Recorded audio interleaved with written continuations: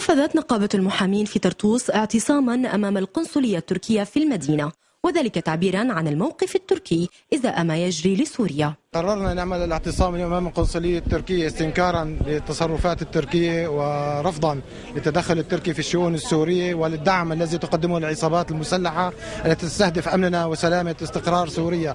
نستهجن ما قامت به الحكومة التركية وأي حكومة أو دولة أجنبية تدخلت في الشؤون السورية بدون أي مبرر أو مسوغ قانوني مشروع. نقول لهم بأننا غير معجبون بديمقراطيتكم وبتاريخكم الأسود.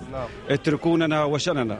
لقد تعرضت تركيا لأزمات كبيرة، لم تدخل سوريا في شؤونكم الداخلية. كل سنة بنروح على تركيا، بس هالسنة رح نشوف جبالنا وسهولنا وبحرنا وهوانا أجمل وأحلى وقائدنا أحلى بإذن الله. نحن نرفض أي تدخل أجنبي في شؤوننا الداخلية، ونعتبر أي تدخل أجنبي بمثابة الاعتداء على سوريا، وسنواجهه بدمائنا وأرواحنا. وأكد المحامون أنهم يدركون تماما أسباب الموقف التركي تجاه سوريا المقاومة، وأن سوريا هي التي فتحت البوابة العالمية لتركيا.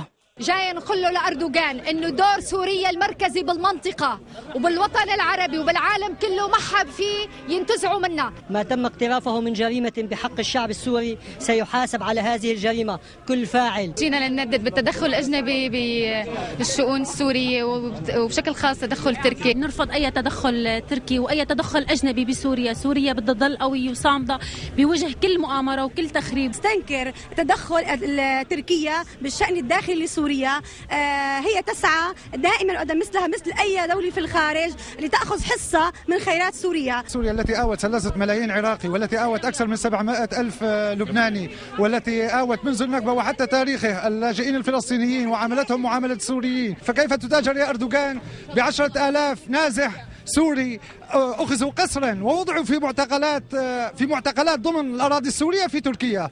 كما رفع المعتصمون شعارات تنادي بمقاطعة البضائع التركية وعدم استخدام اللاجئين ورقة سياسية على الإطلاق، وذلك لأن سوريا احتضنت ولا زالت تحتضن كل القادمين إليها بظروف مختلفة.